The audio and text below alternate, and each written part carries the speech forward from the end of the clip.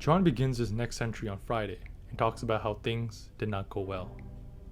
He finally got someone to come, he finally got someone to talk to, but it was quite a disaster. He barely talked to them. At this point, John has torn his apartment apart even more. He smashed everything electrical. His computer, the webcam, the television, everything. Because at this point, John is afraid that the monsters could use this technology to see him, to hear him, and to get information from him. Just how they got his name, his address, and email, and everything else. He thinks to himself over what else they could have taken from him, what other information they might have. At this point, paranoia and fear have mostly taken over. He thinks back to Amy and how this whole time she's been trying to get him to go outside. First to come to the party, then for pizza, and then finally to open the door and let her in. But here's the thing, what is going on with Amy? Is she one of these entities, one of these monsters, or is she controlled by them? At this point, John thinks to himself, is it just probability? Probability that he goes outside when no one's around? Probability that he received a spam email at the right time? The fact that he got a weird phone call just at that time? Maybe it's all probability. It's all just chance. Nothing weird happening. But on the other hand, it could also be probability that he survived this whole time, that he has managed to evade the monsters. His fears kept him inside, prevented him from opening the window, opening the door, and from destroying his webcam and stopping them from seeing anything else. However, John eventually did open the front door when he decided to pull that little experiment with his webcam. Could that be when they got in? Could that be when he finally messed up? I mean, Amy did arrive after that, didn't she? But again, the biggest thing in John's mind is that email.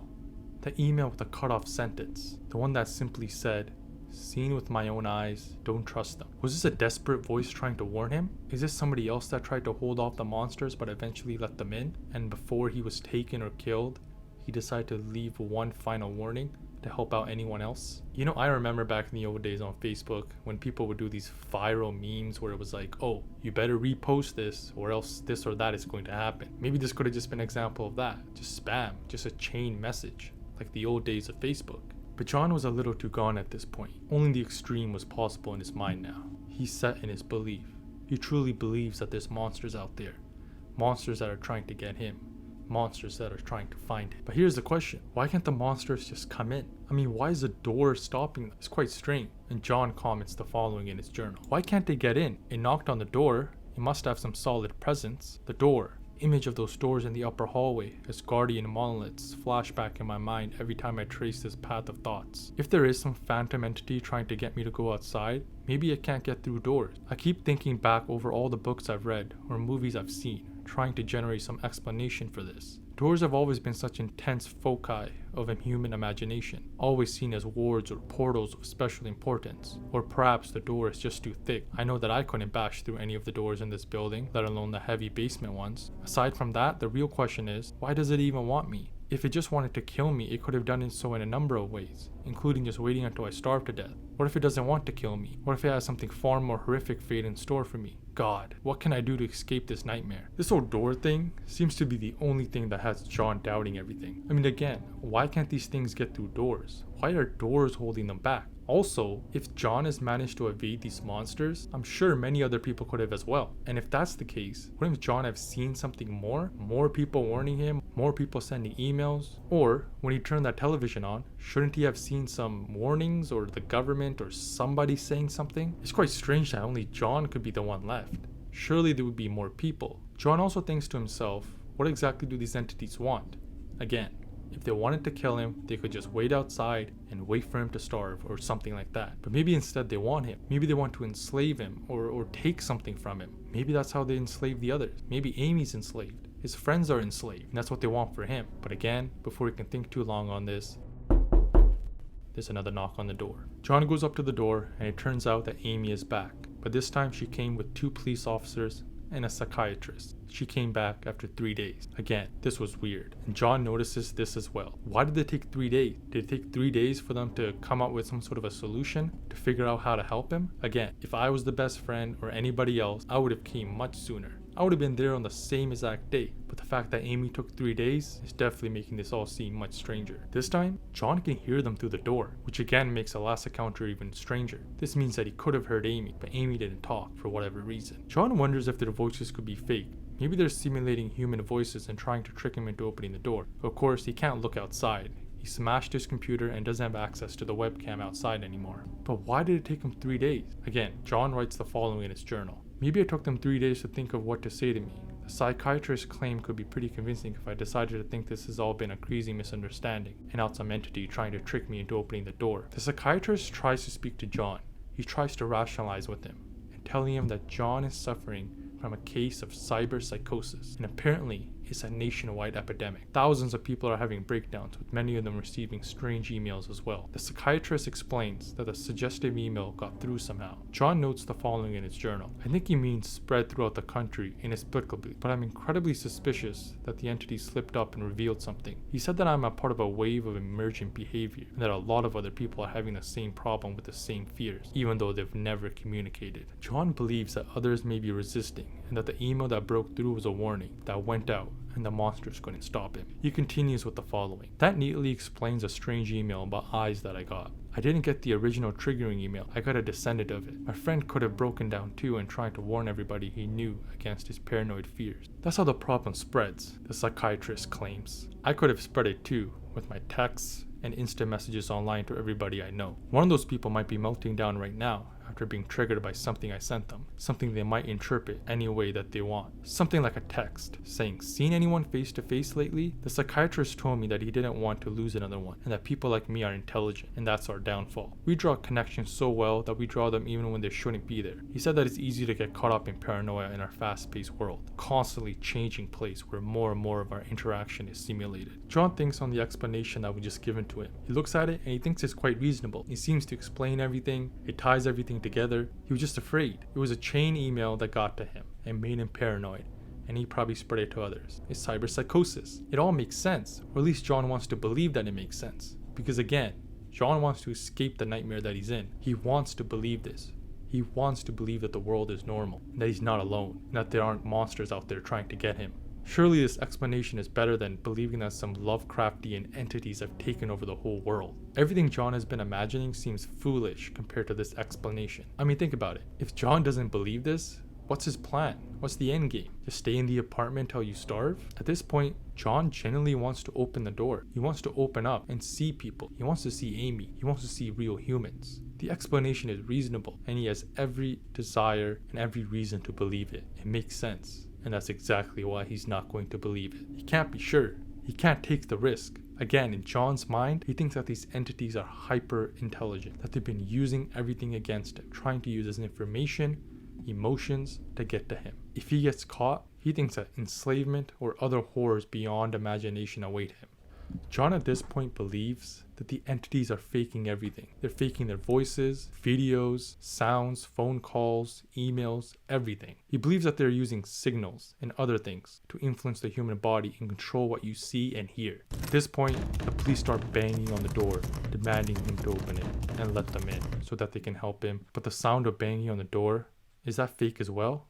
That's what John wonders. John wonders if they're controlling the wavelengths and putting sounds into his ears. If the monsters can control what he hears and sees, then everything could be fake. If they get in, will he even see them? Will his eyes be deceived? Can he trust his own eyes? The previous email was talking about seeing them. Was it a warning about your own eyes? Could his eyes be tricked and deceived in the same way as a camera? Such as when Amy deceived the camera when she first arrived? Remember, he couldn't see her, so she could have been influencing that as well. John concludes that his eyes can be tricked by monsters and used to control him. He realizes that his very eyes themselves are a liability, so he gouges them out.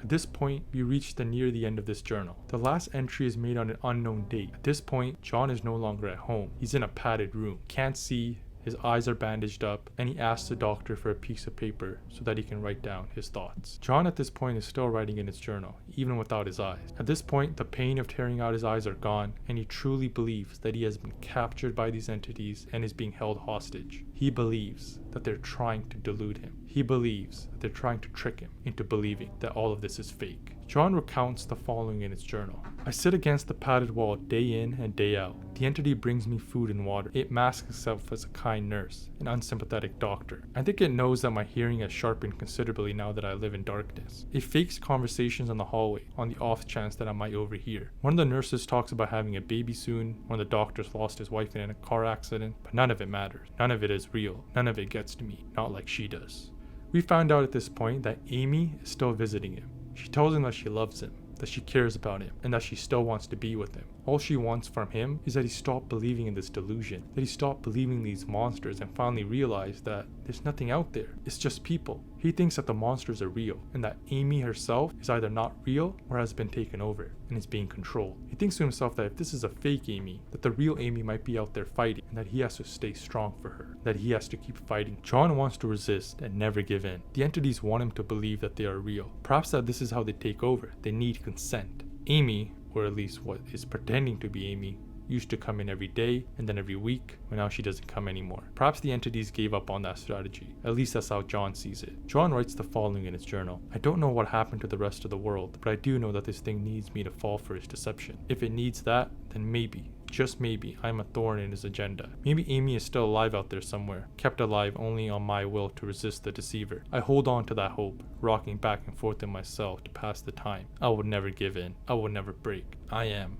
a hero. At this point, the story changes perspective. Up to this point, we have been reading a journal written directly by John, but now the story moves into a third-person view, and we see that the doctor is standing, reading the piece of paper that John has just written. See, before it was all narrated by John, but now there's a new narrator that is providing a different point of view. We read that the doctor himself is holding the journal in his hand, reading it. It was barely legible, but the doctor could understand it. He was impressed by his resolve, the will to survive and resist, but he believes that John is completely delusional. At the end of the story, these are the final things that we read. The doctor says the following. After all, a sane man would have fallen for the deception long ago. The doctor wanted to smile. He wanted to whisper words of encouragement to the delusional man. He wanted to scream, but the nerve filaments wrapped around his head and into his eyes made him do otherwise. His body walked into the cell like a puppet, and he told the patient once more that he was wrong and that there was no one trying to deceive him. This is how the story ends. The doctor walks in, he wants to scream, he wants to give encouragement, but he can't because he's being controlled by something. So at this point, we gotta ask ourselves, what is going on here? Does this mean that everything John was saying was true? All the paranoia, the fear, the monsters that he felt like were outside were actually real? At this point, there's essentially three possible conclusions. Either John is insane, that he's right about the monsters, or a combination of the two. Now, if the invasion of the monsters is true, all the paranoia was correct. John was perfectly sane the entire time. John was correct in all his suspicions, and we the readers were the ones that were really deceived. Is that the twist? We are led to believe that John is becoming insane throughout this whole story, that he's wrong, that he's delusional. But could this be an attempt by the monsters to trick us, to delude us, the audience? We thought that he was insane due to the extremeness of the situation. You know, one of the aspects of Lovecraftian monsters is that they're very hard to comprehend and to understand. But here's the problem. If John is insane, if he is psychotic, can we really trust all the events that have happened? Again, John could have exaggerated things. He could have made things up to fit his narrative. Again, if he is insane, he could have been seeing things, hearing things, and that's what he wrote in the journal. But however, like I said, at the end of the story, it changes perspectives. It's no longer from John's point of view, which gives credence to the idea that all of this is real. But here's the other thing.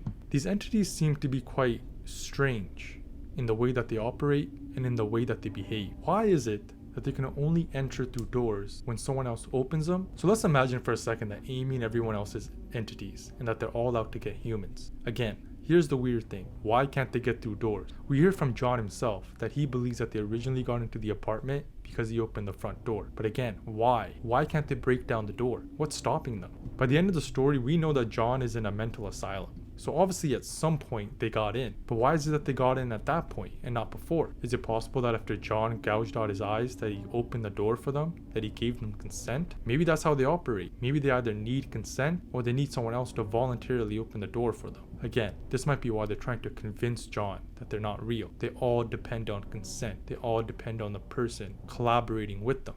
That might just be how the entities are wired, how they operate. Also at the end, we see that these entities are controlling the humans through nerve filaments wrapped around the head of their host. But here's the thing, when Amy arrived, she didn't have these on her. John couldn't see her on the webcam at the beginning. So maybe it's possible that they were hard to see through the camera, or maybe John was right in that they can alter signals and wavelengths. It can even deceive your eyes and hide things from you. Again, it's possible that on the webcam they could have used the control of wavelengths and light and everything to hide the filaments from John, to make it look like that Amy was perfectly normal. When he told her that he can see her through the camera, maybe the entities altered the video at that point to show Amy as normal. Again, he couldn't see Amy before, he could only see her once he called out to her, once the entities became aware that he had eyes in the hallway. I suppose that this conclusion would explain the strange email talking about the eyes. The strange conversations could be due to these entities not yet having mastered human communications, and that they're trying to pry for personal information. In the end, John recounts how he believes that the entities are having a conversation near him to deceive him, but John thinks that it doesn't seem human. Everything is too perfect, flawless, and too real. The fact that Amy didn't even know where John originally lived relative to where she was at the party, and the fact that there was no background noise, the party thing was definitely a lie. It's possible that the entities couldn't access our memories and needed John himself to surrender his location. I suppose this is why the email was talking about the eyes. The entities deceive the eyes. They can control what you see to make everything seem normal. Furthermore, we know that the strange conversations have been going around John when he's been at the asylum. That could be an example of the entities not yet having mastered human communications and them trying to pry for personal information. In the end, John recounts how he believes that the entities that are having conversations near him are doing so to deceive him. And John says that it doesn't even sound human. Everything is too perfect, flawless, and too real. And again, before, the fact that Amy didn't know where John originally lived relative to where she was at the party thing was probably a lie. It's possible that the entities couldn't access her memories, and John needed himself to surrender his location. Speaking of Amy, again, wasn't it strange that when she showed up, she wasn't worried at all? She wasn't concerned at all? Again, that kind of does prove the fact that she might be an entity, because these entities would have no reason to be worried or concerned. And again, if they haven't mastered human communication and human feelings, it makes sense why they wouldn't be that worried, because they wouldn't even know to be worried. When John started to scream, she didn't speak. She just left and didn't come back for 3 days. This behavior doesn't seem benevolent. This further backs up that it wasn't her, or at least she wasn't in control of herself. Instead, it was entities mimicking humans or controlling them and trying to mimic their behavior to trick John. Also, the fact that John wasn't warned about the entities on the news or his computer, save that one email, maybe that was again an example of how entities are using their control over signals and wavelengths to control what John can see. Now, of course, the other option is that John is simply insane. I mean, throughout the story, we see his mental state changing dramatically, jumping from calm to worry to calm to worry. He could be completely calm for 1 second, but before you know it, he breaks. His isolation could be causing paranoia. It is documented that when prisoners or anyone else is kept in isolation for too long, that they start to become delusional or insane, things like solitary confinement and whatnot. Again, humans are social creatures. They need interaction with one another. Now here's what I think. I think John is insane. I think he is crazy. The paranoia, the fear, the irrationality that he shows. Again, John was correct about everything, but he never had any smoking gun evidence to prove it. Meaning that whether the entities were real or if they were fake, he still would have ended up in the same situation, gouging his eyes out. The padded room with no way out, it seems like that was his only end. Because again, all he had was circumstantial evidence. Though again, the probability of it all happening without the entities existing does seem somewhat unlikely. Regardless, nothing would have really saved John. He was doomed the moment he stepped out of his apartment. Even before all this began, his mind was truly gone. Whether it is entities or his insanity, whether his friends are free or taken by the entities, John himself is gone. It doesn't matter if they're real or fake. John has lost himself.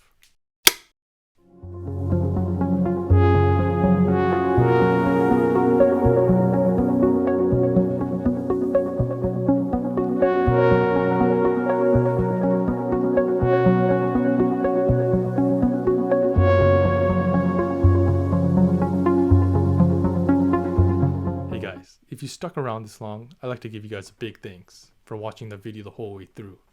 If you like what you saw here, please like, subscribe, and comment.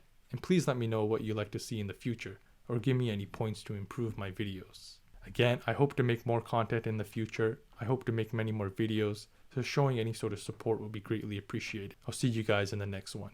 Thanks.